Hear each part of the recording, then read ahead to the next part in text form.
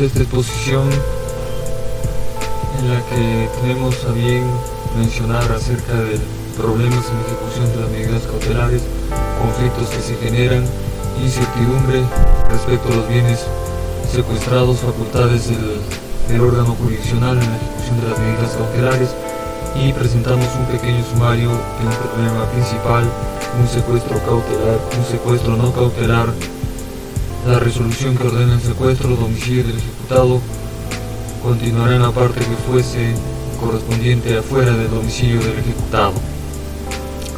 Bien, vamos al primer punto acerca del problema principal.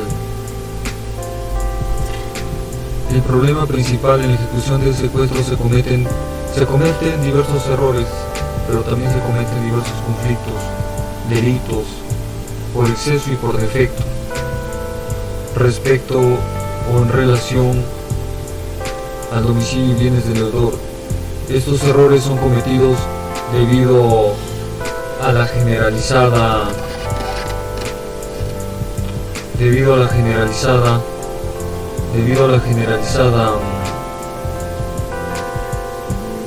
concepción de la ejecución como un simple trámite. ¿Qué significa esto? Que la mentalidad de aquel que realiza la ejecución coactiva constituye en realidad un simple trámite. Constituye un simple trámite en el cual no intervendría pues el órgano jurisdiccional, no habrían seguridades para las partes, que eso es lo más importante dentro de un proceso.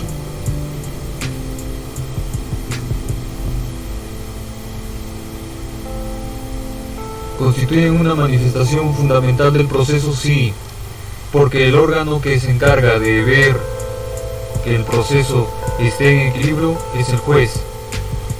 El órgano que se encarga de resolver el conflicto de intereses jurídicos es el juez.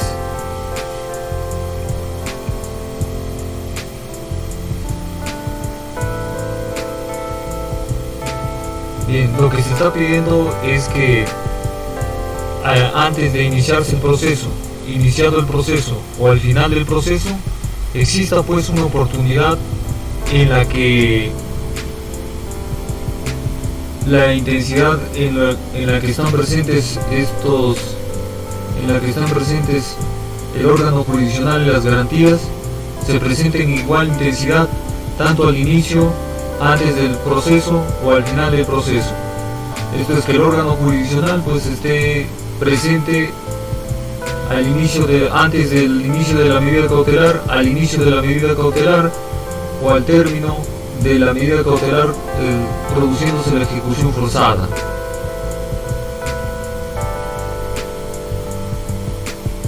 Y se tratará de proponer algunas soluciones a estos conflictos. Y vamos a la parte 2.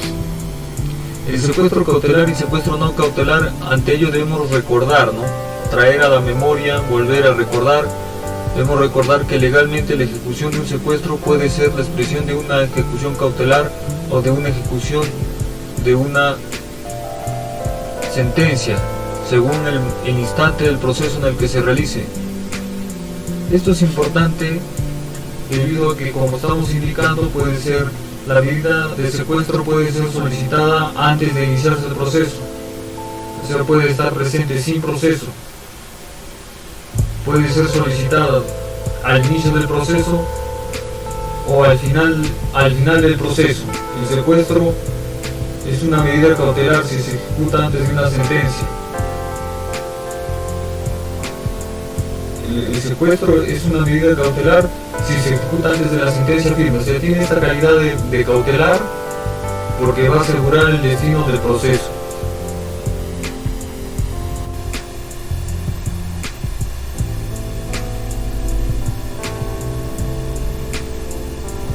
Bien, se trata de una ejecución forzada cuando se va a producir necesariamente al final del proceso. Cuando ya se menciona la sentencia, va a haber una ejecución forzada y tiene esa característica de no ser cautelar, sino ser una ejecución forzada. Así se le denomina al final del proceso.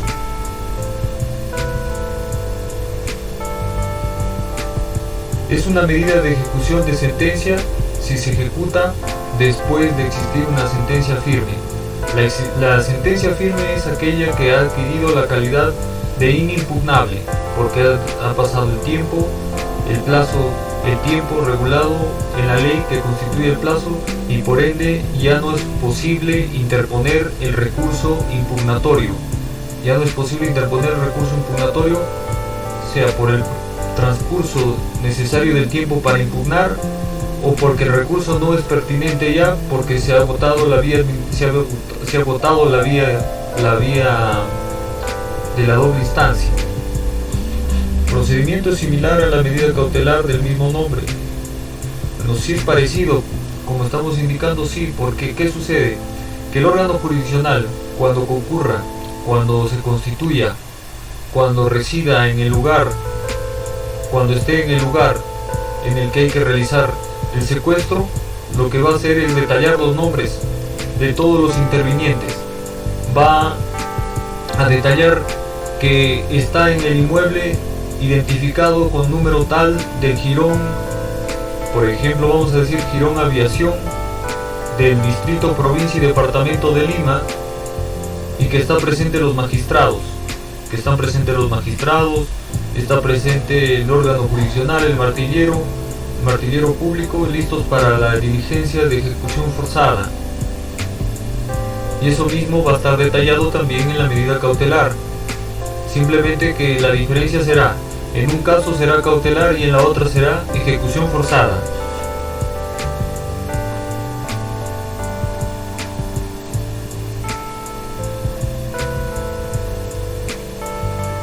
Bien, algunos autores mencionan que, estando cautelado el bien para asegurar la sentencia, se procederá directamente a la ejecución forzada, que se manifiesta en las formas de adjudicación y remate.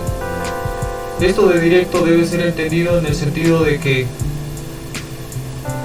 no existiendo pues medios de contradicción y haya suficientes indicios para condenar, se va a condenar, y que las formas de ejecución forzada pueden ser o bien la adjudicación o el remate. No puede ser en todo caso desde el sentido teórico, porque desde el punto de vista práctico, es decir, desde el punto de realización, de ejecución, de materialización del acto, constituirá o bien una adjudicación o bien un remate, ya que ambos no pueden realizarse al mismo tiempo.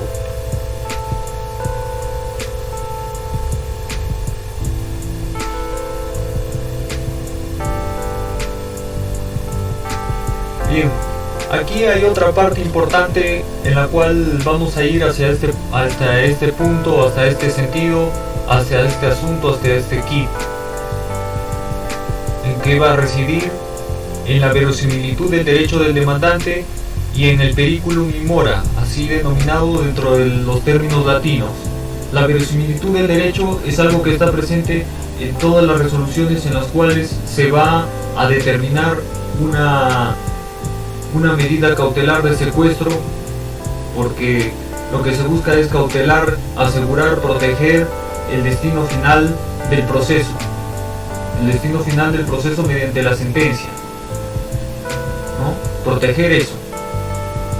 Entonces, de ser fundada, hay que tratar de proteger el derecho de la parte que está demandando y que está solicitando la medida cautelar. La verosimilitud del derecho implica que tenga apariencia del derecho del demandante, es decir, simplemente la posibilidad.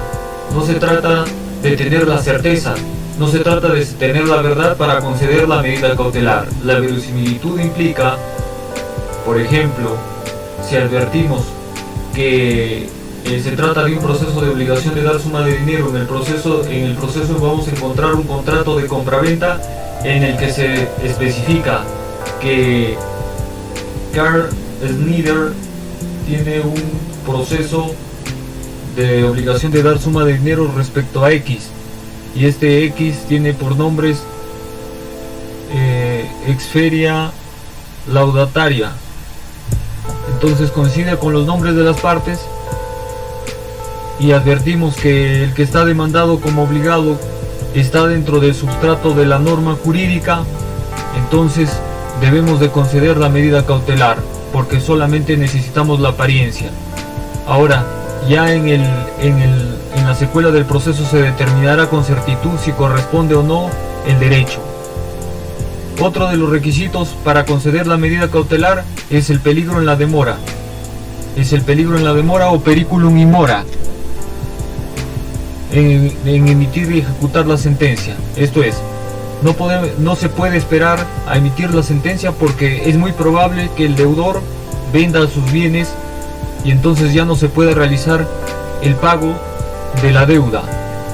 En este caso, la futura ejecución forzada es solamente una posibilidad, como se ha indicado.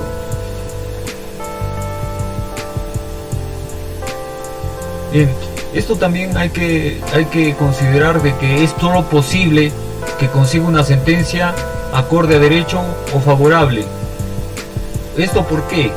Porque la posibilidad de la verosimilitud es uno de los requisitos de primera instancia que se va a evaluar a fin de determinar si realmente tiene o no tiene derecho. Eso es lo primero, porque los requisitos de forma también constituyen algo inescindible dentro del derecho procesal civil.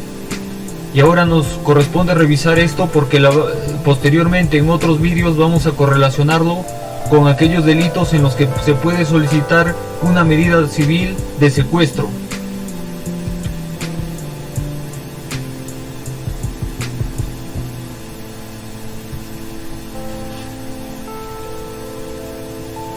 El secuestro posterior a la sentencia firme supone convicción plena del juez y certeza de los bienes secuestrados pasarán pronto a la ejecución forzada. Esto es importante, esto está presente en todas las sentencias de fondo. El juez debe de tener la convicción y la certeza de que los bienes que han sido secuestrados van a pasar a ejecución forzada. Cuando va a emitir esa sentencia tiene que tener esa convicción, porque el juez no puede limitarse exclusivamente a aplicar la ley.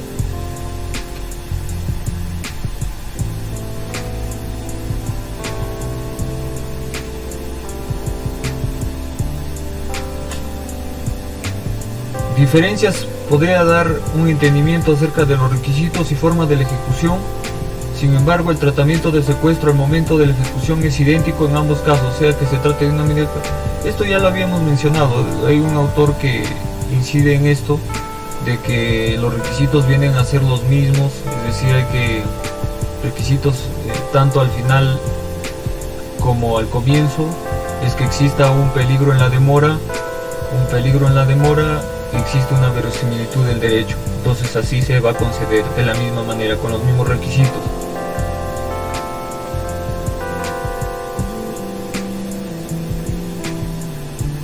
¿Se les exige pagar una tasa? Sí, pero una tasa que no es judicial, sino que se simula que debe ser pagado la tasa judicial por medida cautelar, porque no existe la tasa judicial por secuestro no cautelar en ejecución de sentencia, a pesar de que las leyes tributarias regulan que toda tasa debe estar debidamente predeterminada por ley. La Constitución así también establece que la ley es la que determina las tasas, los tributos, y por ende no es necesario conocer toda la enjundiosa jurisprudencia o todo el ordenamiento jurídico para poder determinar que todo tributo debe ser determinado por ley.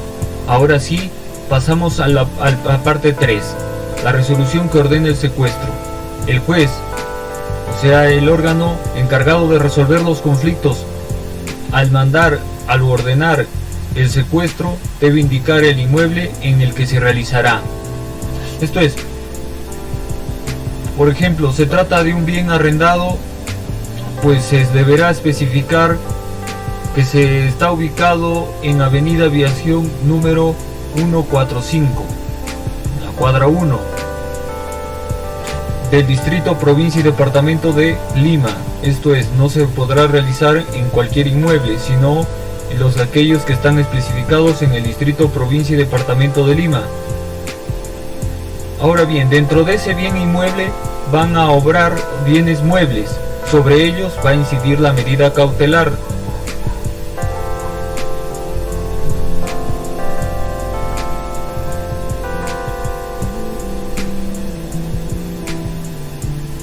Esto debe estar claramente establecido, como se indica. Esto es, por ejemplo, el juez debe especificar que hay un vehículo identificado con placa de rodaje, y así se menciona en derecho. Debe estar identificado con una placa de rodaje número D4S 989, por ejemplo. Entonces esa es la placa de rodaje respecto de la cual se identificará al vehículo que está dentro del inmueble Avenida Aviación 145 o 149.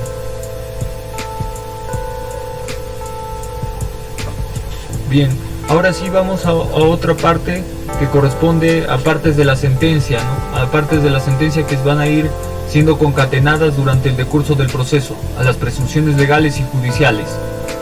Bien, hay presunciones legales que constituyen pues inescindiblemente elementos que van a servir para condenar, como el poseedor se le considera propietario.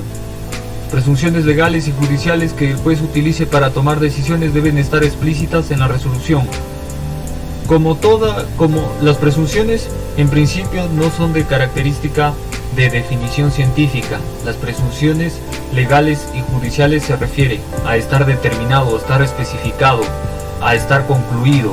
Esto es, el juez a través de un análisis acucioso concluye, o sea, presume, determina, colige, a fin de que al momento de la ejecución quede establecido a quién le corresponde la carga de probar en contrario.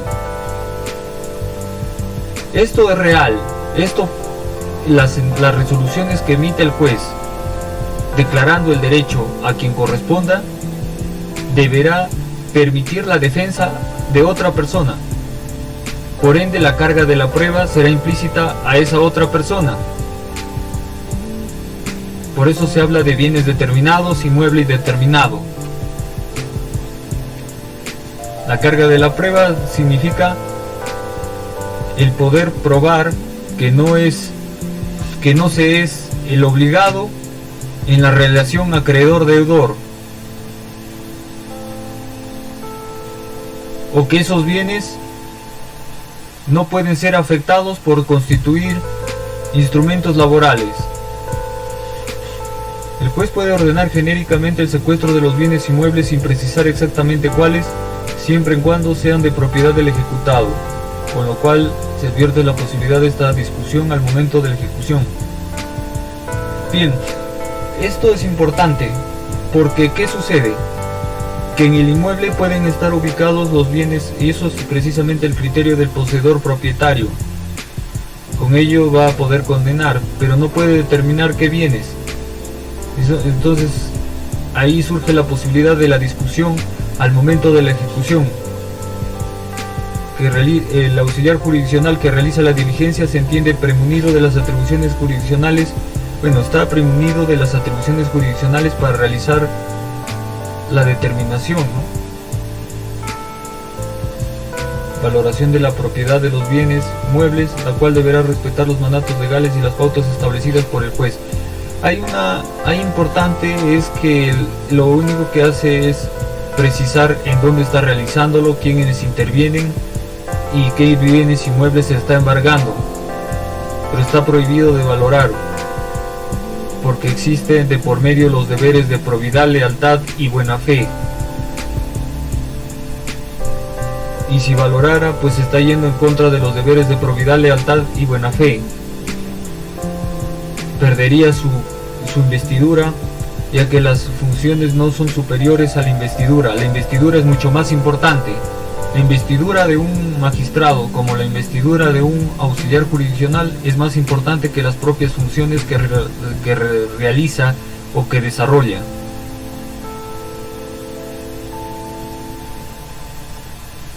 Esto de las pautas no está regulado.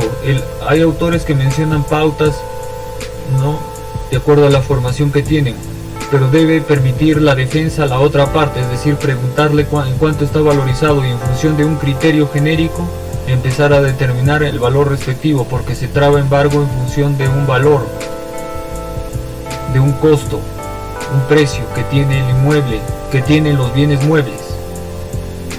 no en relación al bien inmueble, sino en relación a los bienes muebles que están allí, que van a ser objeto del embargo, que van a ser objeto del secuestro en forma de la medida cautelar en forma de secuestro.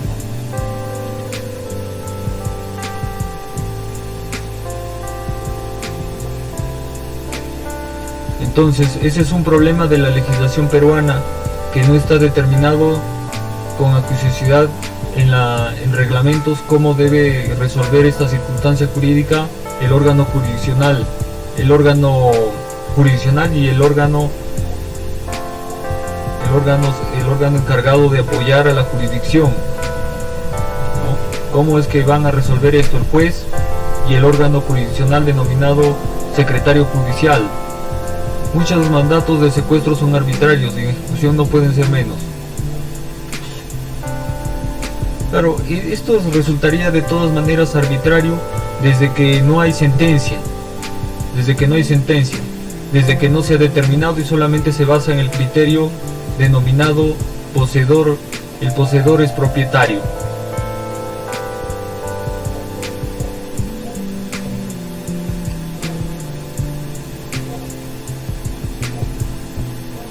Es muy importante analizar los temas de domicilio y propiedad de ejecución del secuestro. Temas de domicilio encontramos el siguiente. Esto es, no se puede trabar embargo, no se puede trabar el secuestro respecto a un domicilio en el que no se ha especificado con exactitud el número, o que por ejemplo es 365D cuando está prohibido, o 365A, 365F cuando está prohibido ese tipo de placa domiciliaria. Ese tipo de placa domiciliaria está prohibido, solamente se utilizan placas que tengan legalmente. Las placas que pueden ser materia de embargo son aquellas que tienen no constituyen pues ese -A, -B, -C, sino solamente tienen 365, 399, 800, 888, constituyendo en realidad un delito de falsificación de falsedad ideológica. Es un delito de falsedad ideológica que se tratará en otros temas. Se denunciaría primero y luego se intentaría realizar un secuestro en la forma civil. Recuérdense en esta parte, ya que vamos a terminar ya este tema acerca del secuestro, es que la figura civil de secuestro, que constituye una de las medidas cautelares entre las diversas medidas cautelares, no es lo mismo que el secuestro como delito dentro del derecho penal. Pero estamos tratando este tema porque es parte del derecho procesal penal solicitar medidas cautelares como las de secuestro, como las de embargo, para poder también proteger la finalidad de la sentencia.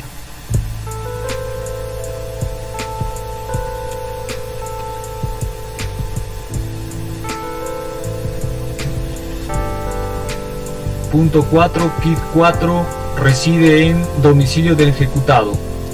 El domicilio se encuentra regulado en el título 4. Bien, existen regulaciones acerca del domicilio. El domicilio pues es un derecho de toda persona humana, de toda persona. Primero, está dentro de los derechos de las personas, por ende se trata de un derecho subjetivo.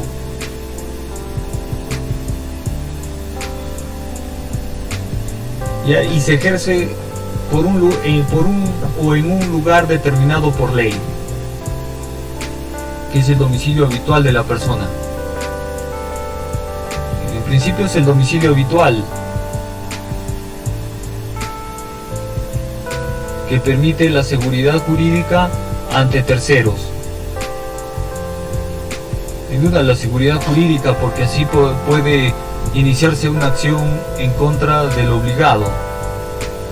Más difícil es demandar en el lugar donde se encuentre. Sin embargo, así también está previsto para cuando no se pueda determinar la residencia habitual.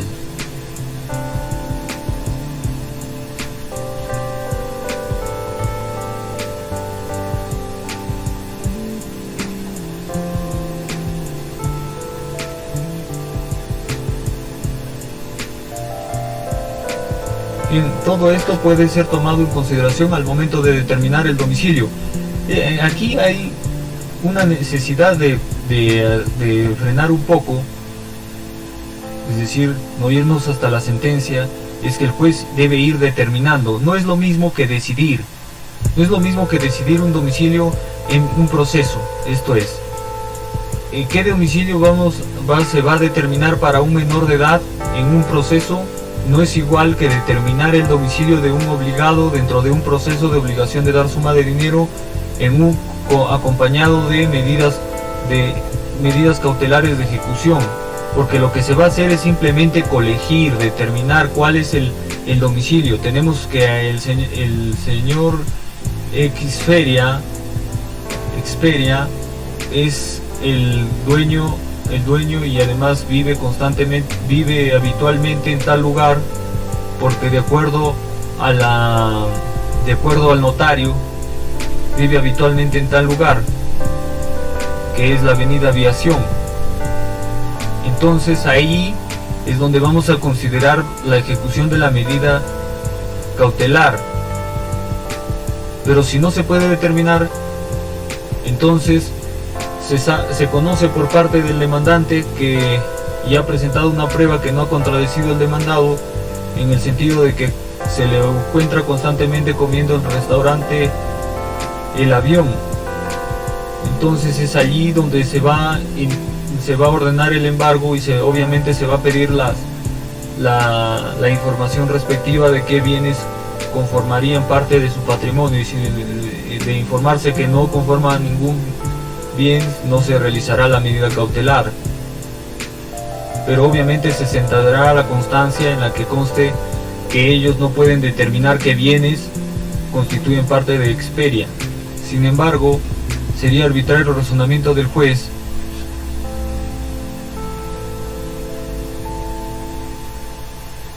sería arbitrario que todos los bienes que se encuentran en el domicilio de una persona son de su propiedad.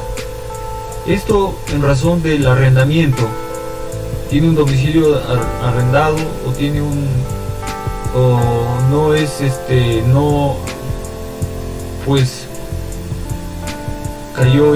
está en incapacidad relativa de resolver sus conflictos, y entonces no todos los bienes van a constituir parte de su patrimonio. Entonces el juez debe determinar un criterio mediante el cual se pueda determinar qué bienes inmuebles deben ser objeto de el embargo, o deben ser objeto de embargo, deben ser objeto de un secuestro como medida cautelar.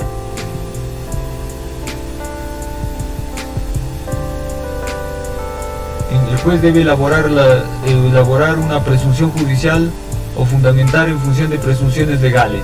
Como indicamos, la presunción legal más importante es la del poseedor propietario. Pero no es lo mismo que se presente en el proceso un caso en el que el policía se dedique a mirar a través de las ventanas para provocar una falta malintencionada y mediante la violación de privacidad instituya una falta indicándose y presentándose o interponiéndose la papeleta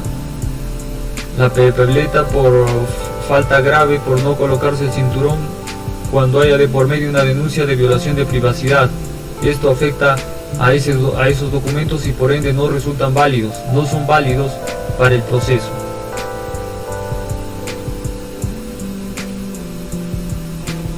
En caso contrario, la resolución que ordena el secuestro por defectos de motivación, será nulo.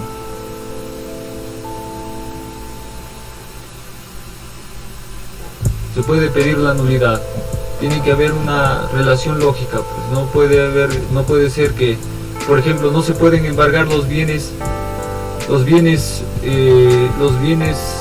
que constituyen instrumentos laborales, no son objeto de embargo, no pueden ser objeto de embargo. Esto es, si son secuestrados, en realidad constituirán un secuestro en calidad de delito, más no un secuestro civil, porque constituyen, pues, de acuerdo a la norma, de acuerdo a la ley de embargos, constituyen objetos inembargables y por ende objetos que no pueden ser materia de un secuestro como medida cautelar.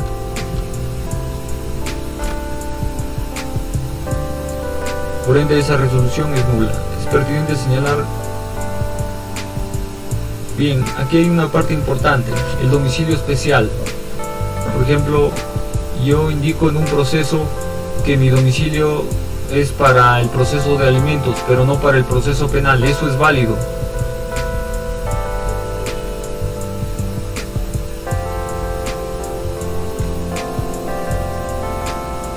Tanto es así que, por ejemplo, al obligado también se le concede el derecho de precisar también su domicilio, a pesar de que el demandante ya ha precisado el domicilio.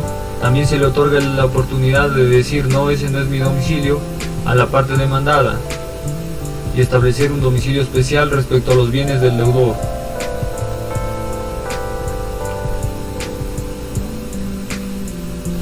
Tampoco el domicilio procesal del demandado es el domicilio legal en general. ¿Por qué? Hay casos en que los domicilios legales pueden ser el domicilio, un estudio jurídico, el lugar, un estudio jurídico que le defiende, un domicilio tributario, un lugar donde el demandado paga el demandado tiene los bienes objeto de tributos, respecto de los cuales debe pagar los tributos.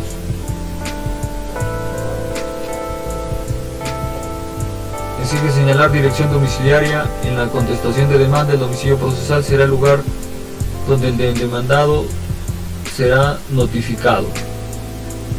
Bien, el domicilio procesal también es un domicilio legal.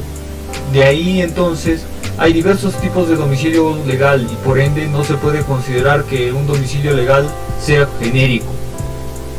Máxime que también existen prohibiciones para cada caso. Este es, el domicilio procesal no puede ser utilizado para efectos tributarios. Para el efecto tributario no puede ser utilizado. Más aún que los bienes, algunos bienes son de característica también inembargable. Y también hay que considerar que el demandado no pondría en riesgo bienes propios en un domicilio que no le corresponde.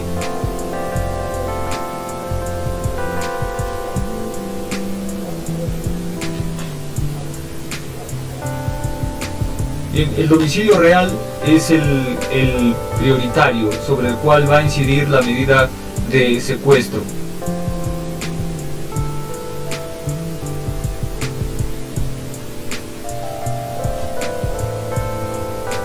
Aún así es necesario que el juez fundamente sobre qué bienes va a incidir, es decir, determinar el inmueble y determinar sobre qué bienes va a incidir la medida cautelar de embargo, de secuestro.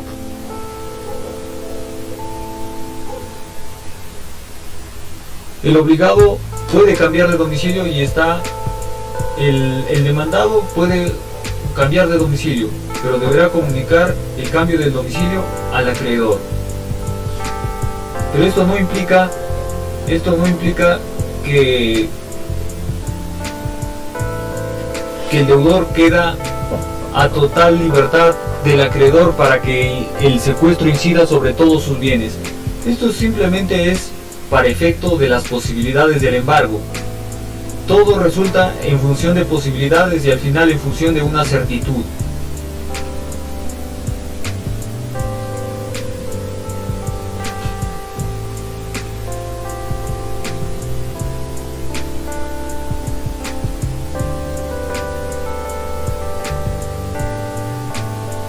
Bien, aquí hay una parte en la cual hay que mencionar que algunos autores mencionan algunas contradicciones, como que el señalamiento y la residencia habitual no constituyen presunciones.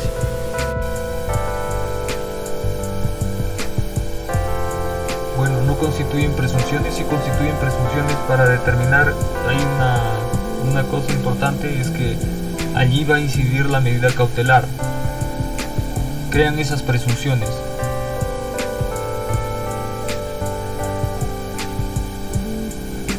Crean esas presunciones, por eso algunos autores generan esa contradicción, sí crean esas presunciones, porque el demandado al hacer esa declaración lo hace sometiéndose a la veracidad del proceso.